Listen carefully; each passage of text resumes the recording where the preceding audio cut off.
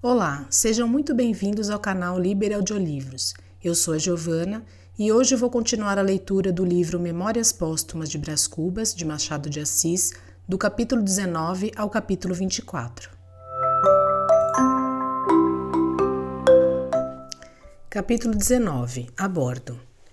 Éramos 11 passageiros, um homem doido, acompanhado pela mulher, 2 rapazes que iam a passeio, 4 comerciantes e 2 criados. Meu pai recomendou-me a todos, começando pelo capitão do navio, que aliás tinha muito que cuidar de si, porque além do mais levava a mulher tísica em último grau. Não sei se o capitão suspeitou alguma coisa do meu fúnebre projeto, ou se meu pai o pôs de sobreaviso. Sei que não me tirava os olhos de cima. Chamava-me para toda a parte. Quando não podia estar comigo, levava-me para a mulher. A mulher ia quase sempre numa camilha rasa, a tossir muito e a afiançar que me havia de mostrar os arredores de Lisboa. Não estava magra, estava transparente. Era impossível que não morresse de uma hora para outra. O capitão fingia não crer na morte próxima, talvez por enganar-se a si mesmo. Eu não sabia nem pensava nada. Que me importava a mim o destino de uma mulher tísica no meio do oceano? O mundo para mim era Marcela. Uma noite, logo no fim de uma semana, achei ensejo propício para morrer. Subi cauteloso, mas encontrei o capitão, que junto à murada tinha os olhos fitos no horizonte. Algum temporal? Disse eu. Não, respondeu ele estremecendo. Não, admiro o esplendor da noite. Veja, está celestial. O estilo desmentia da pessoa, assaz rude e aparentemente alheia a locuções rebuscadas. Fitei-o. Ele pareceu saborear o meu espanto. No fim de alguns segundos pegou-me na mão e apontou para a lua, perguntando-me por que não fazia uma ode à noite. Respondi-lhe que não era poeta. O capitão rosnou alguma coisa, deu 2 passos, meteu a mão no bolso, sacou um pedaço de papel muito amarrotado, depois, à luz de uma lanterna, deu uma ode horaciana sobre a liberdade da vida marítima. Eram versos dele. Que tal? Não me lembra o que lhe disse. Lembra-me que ele me apertou a mão com muita força e muitos agradecimentos. Logo depois, recitou-me 2 sonetos. Ia recitar-me outro, quando o vieram chamar da parte da mulher. Lá vou, disse ele, e recitou-me o 3º soneto com pausa, com amor. Fiquei só, mas a musa do capitão varrera-me do espírito os pensamentos maus. Preferi dormir, que é um modo interino de morrer. No dia seguinte, acordamos debaixo de um temporal, que meteu medo a toda a gente, menos ao doido. Esse entrou a dar pulos, a dizer que a filha o mandava buscar, numa berlinda. A morte de uma filha fora a causa da loucura. Não, nunca me há de esquecer a figura hedionda do pobre homem, no meio do tumulto das gentes e dos uivos do furacão, o cantarolar e a bailar com os olhos a saltarem-lhe da cara, pálido, cabelo arrepiado e longo. Às vezes parava, erguia ao ar as mãos ossudas, fazia umas cruzes com os dedos, depois um xadrez, depois umas argolas, e ria muito, desesperadamente. A mulher não podia já cuidar dele. Entregue ao terror da morte, rezava por si mesma a todos os santos do céu. Enfim, a tempestade amainou, depois de longas horas, e confesso que foi uma diversão excelente a tempestade do meu coração. Eu, que meditava ir ter com a morte, não ousei fitá-la quando ela veio ter comigo. O capitão perguntou-me se tivera medo, se estivera em risco, se não achara sublime o espetáculo. Tudo isso com o interesse de amigo. Naturalmente, a conversa versou sobre a vida do mar. O capitão perguntou-me se não gostava de idílios piscatórios. Eu respondi-lhe ingenuamente que não sabia o que era. Vai ver, respondeu ele. E recitou-me um poemazinho, depois outro, uma égloga, e enfim 5 sonetos, com os quais rematou nesse dia a confidência literária. No dia seguinte, antes de me recitar nada, explicou-me o capitão que só por motivos graves abraçara a profissão marítima, porque a avó queria que ele fosse padre e com efeito possuía algumas letras latinas, Não chegou a ser padre, mas não deixou de ser poeta, que era sua vocação natural. E em prova de que tal era sua vocação, recitou-me logo, de corpo presente, 100 de versos. Notei um fenômeno. Os ademanes que ele usava eram tais que uma vez me fizeram rir. Mas o capitão, quando recitava, de tal sorte olhava para dentro de si mesmo que não viu nem ouviu nada. Os dias passavam, e as águas e os versos, e com eles ia também passando a vida da mulher. Estava por pouco. Um dia, depois do almoço, disse-me o capitão que a enferma talvez não chegasse ao fim de semana. Já! Exclamei. Passou muito mal a noite. Fui vê-la. Achei-a, na verdade, quase moribunda, mas falando ainda de descansar em Lisboa alguns dias, antes de ir comigo a Coimbra, porque era seu propósito levar-me à universidade. Deixei-a consternado. Fui achar o marido a olhar para as vagas que vinham morrer no costado do navio, e tratei de o consolar. Ele agradeceu-me, relatou-me a história dos seus amores, elogiou a fidelidade e a dedicação da mulher, relembrou os versos que lhe fez e recitou-mos. Neste ponto vieram buscá-lo da parte dela. Corremos ambos. Era uma crise. Esse e o dia seguinte foram cruéis. O terceiro foi o da morte, e eu fugi do espetáculo. Tinha-lhe repugnância.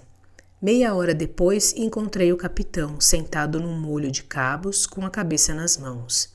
Disse-lhe alguma coisa de conforto. Morreu como uma santa, respondeu ele, e para que estas palavras não pudessem ser levadas à conta de fraqueza, ergueu-se logo, sacudiu a cabeça e fitou o horizonte com um gesto longo e profundo. Vamos, continuou, entreguemo-la à cova que nunca mais se abre. Efetivamente, poucas horas depois, era o cadáver lançado ao mar, com as cerimônias do costume. A tristeza murchara todos os rostos. O do viúvo trazia a expressão de um cabeço rijamente lascado pelo raio. Grande silêncio. A vaga abriu o ventre, acolheu o despojo, fechou-se, uma leve ruga, e a galera foi andando. Eu deixei-me estar alguns minutos à popa, com os olhos naquele ponto incerto do mar em que ficavam de nós. Fui dali ter com o capitão para distraí-lo. Obrigado, disse-me ele, compreendendo a intenção. Creia que nunca me esquecerei dos seus bons serviços. Deus é que lhe os há de pagar. Pobre Leocádia, tu te lembrarás de nós no céu. Enxugou com a manga uma lágrima importuna. Eu busquei um derivativo na poesia, que era a paixão dele. Falei-lhe dos versos que me lera e ofereci-me para imprimi-los. Os olhos do capitão animaram-se um pouco. Talvez aceite, disse ele, mas não sei. São bem frouxos versos. Jurei-lhe que não. Pedi que os reunisse e mos desse antes do desembarque. Pobre Leocádia, murmurou ele sem responder ao pedido. Um cadáver, o mar, o céu, o navio. No dia seguinte veio ler-me um epicédio, composto de fresco, em que estavam memoradas as circunstâncias da morte e da sepultura da mulher. Leu-mo com a voz comovida deveras e a mão meio trêmula. No fim, perguntou-me se os versos eram dignos do tesouro que perdera. São, disse eu.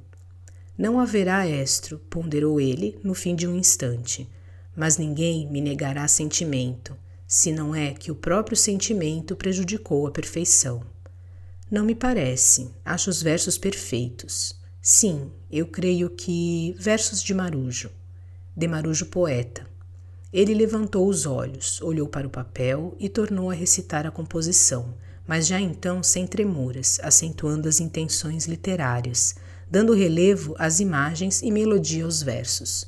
No fim, confessou-me que era sua obra mais acabada.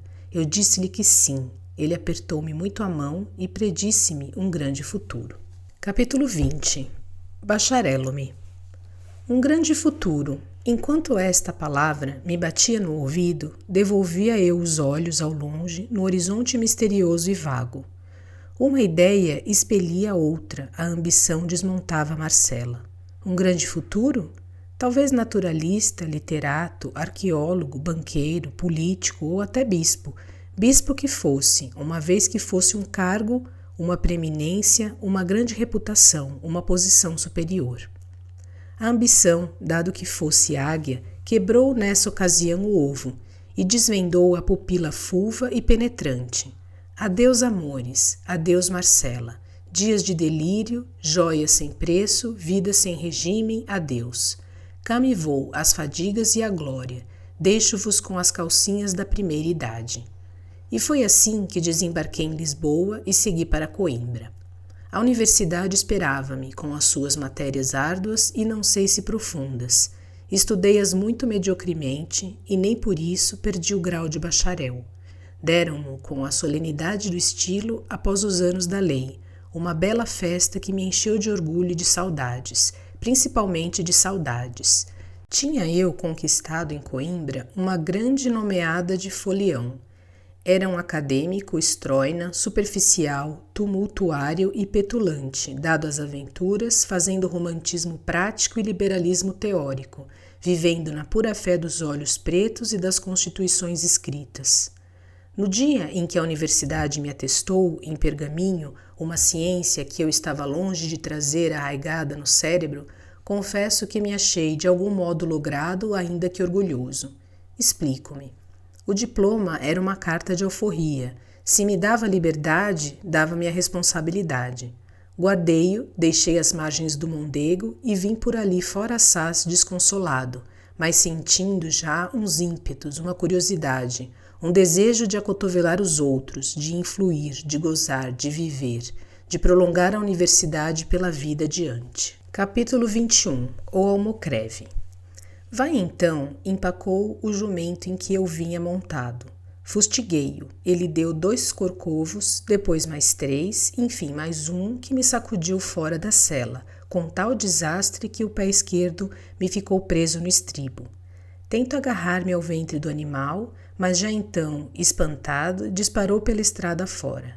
Digo mal. Tentou disparar e efetivamente deu 2 saltos, mas um almocreve que ali estava acudiu a tempo de lhe pegar na rédea e detê-lo, não sem esforço nem perigo.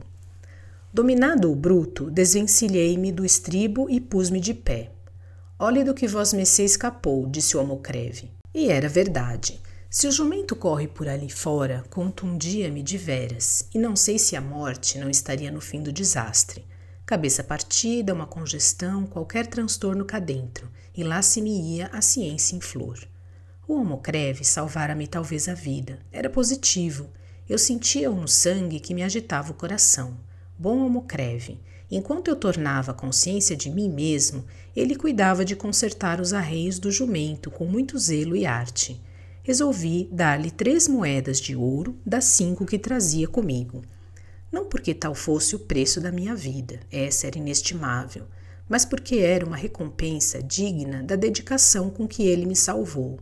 Está dito, dou-lhe as 3 moedas. Pronto, disse ele, apresentando-me a rédea da cavalgadura. Daqui a nada, respondi.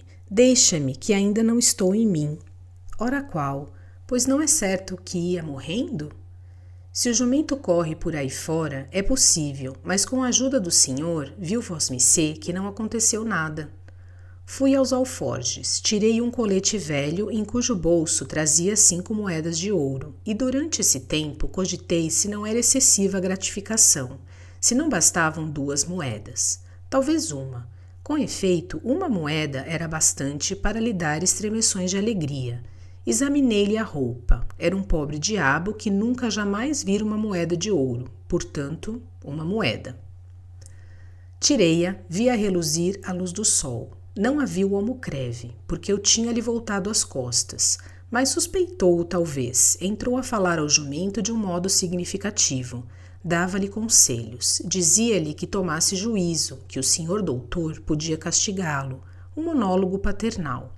Valha-me Deus, até ouvi estalar um beijo. Era o almocreve que lhe beijava a testa. Olé, exclamei. Queira vosmecê perdoar, mas o diabo do bicho está a olhar para a gente com tanta graça. Ri-me, hesitei, meti-lhe na mão um cruzado em prata, cavalguei o jumento e segui a trote largo, um pouco vexado. Melhor direi, um pouco incerto do efeito da pratinha. Mais algumas braças de distância, olhei para trás. O almocreve fazia-me grandes cortesias, com evidentes mostras de contentamento. Adverti que devia ser assim mesmo. Eu pagara-lhe bem, pagara-lhe talvez demais. Meti os dedos no bolso do colete que trazia no corpo e senti umas moedas de cobre. Eram os vinténs que eu devera ter dado ao almocreve, em lugar do cruzado em prata. Porque, enfim, ele não levou em mira nenhuma recompensa ou virtude, cedeu a um impulso natural, ao temperamento, aos hábitos do ofício. Acresce que a circunstância de estar, não mais adiante nem mais atrás, mas justamente no ponto do desastre, parecia constituí-lo simples instrumento da providência. E de um ou de outro modo, o mérito do ato era positivamente nenhum. Fiquei desconsolado com esta reflexão. Chamei-me pródigo. Lancei o cruzado à conta das minhas dissipações antigas. Tive, por que não direi tudo, tive remorsos. Capítulo 22. Volta ao rio. Jumento de uma figa, cortaste-me o fio às reflexões. Já agora não digo o que pensei dali até Lisboa, nem o que fiz em Lisboa, na Península e em outros lugares da Europa, da velha Europa, que nesse tempo parecia remoçar. Não direi que assisti às alvoradas do romantismo, que também eu fui fazer poesia efetiva no regaço da Itália. Não direi coisa nenhuma. Teria de escrever um diário de viagem e não umas memórias, como estas são, nas quais só entra a substância da vida. Ao cabo de alguns anos de peregrinação, atendi às súplicas de meu pai. Vem, dizia ele na última carta, se não vieres depressa, acharás tua mãe morta. Esta última palavra foi para mim um golpe. Eu amava minha mãe. Tinha ainda diante dos olhos as circunstâncias da última bênção que ela me dera a bordo do navio. Meu triste filho, nunca mais te verei, soluçava a pobre senhora, apertando-me ao peito. E estas palavras ressoavam-me agora, como uma profecia realizada. Note-se que eu estava em Veneza, ainda recendente aos versos de Lord Byron. Lá estava, mergulhado em pleno sonho, revivendo o pretérito, crendo-me na Sereníssima República. É verdade. Uma vez aconteceu-me perguntar ao locandeiro se o Doge ia a passeio nesse dia. Que Doge, senhor mio? Caí em mim, mas não confessei a ilusão. Disse-lhe que a minha pergunta era um gênero de charada americana. Ele mostrou compreender e acrescentou que gostava muito das charadas americanas. Era um locandeiro, pois deixei tudo isso, o locandeiro, o Doge, a Ponte dos Suspiros, a gôndola, os versos do Lorde, as damas do Rialto. Deixei tudo e disparei como uma bala na direção do Rio de Janeiro. Vim, mas não alonguemos este capítulo. Às vezes esqueço-me a escrever e a pena vai comendo papel, com grave prejuízo meu que sou autor. Capítulos compridos quadram melhor a leitores pesadões, e nós não somos um público em fólio, mas em 12. Pouco texto, larga margem, tipo elegante, corte dourado e vinhetas, principalmente vinhetas. Não alonguemos o capítulo. Capítulo 23. Triste, mas curto. Vim, e não nego que, ao avistar a cidade natal, tive uma sensação nova. Não era efeito da minha pátria política, era o do lugar da infância, a rua, a torre, o chafariz da esquina, a mulher de mantilha, o preto do ganho, as coisas e cenas da meninice, buriladas na memória. Nada menos que uma renascença. O espírito, como um pássaro, não se lhe deu na corrente dos anos. Arrepiou o vôo na direção da fonte original e foi beber da água fresca e pura, ainda não mesclada do enxurro da vida. Reparando bem, há aí um lugar comum. Outro lugar comum, tristemente comum, foi a consternação da família. Meu pai abraçou-me com lágrimas. Tua mãe não pode viver, disse-me ele. Com efeito, não era já o reumatismo que a matava, era um cancro no estômago. A infeliz padecia de um modo cru, porque o cancro é indiferente às virtudes do sujeito. Quando rói, roer é o seu ofício. Minha irmã Sabina, já então casada com o Cotrim, andava a cair de fadiga. Pobre moça, dormia 3 horas por noite, nada mais. O próprio tio João estava abatido e triste. Dona Eusébia e algumas outras senhoras lá estavam também, não menos tristes e não menos dedicadas. Meu filho. A dor suspendeu por um pouco as tenazes. Um sorriso alumiou o rosto da enferma, sobre o qual a morte batia a asa eterna. Era menos um rosto do que uma caveira. A beleza passara como um dia brilhante. Restavam os ossos que não emagrecem nunca. Mal poderia conhecê-la. Havia 8 ou 9 anos que não nos víamos. Ajoelhado ao pé da cama, com as mãos dela entre as minhas, fiquei mudo e quieto, sem ousar falar, porque cada palavra seria um soluço e nós temíamos avisá-la do fim. Vão temor. Ela sabia que estava prestes a acabar. Disse-mo, verificamo-lo na seguinte manhã. Longa foi a agonia, longa e cruel, de uma crueldade minuciosa, fria, repisada, que me encheu de dor e estupefação. Era a primeira vez que eu via morrer alguém. Conhecia a morte de outiva. Quando muito, tinha visto já petrificada, no rosto de algum cadáver que acompanhei ao cemitério, ou trazia-lhe a ideia embrulhada nas amplificações de retórica dos professores de coisas antigas. A morte aleivosa de César, a austera de Sócrates, a orgulhosa de Catão.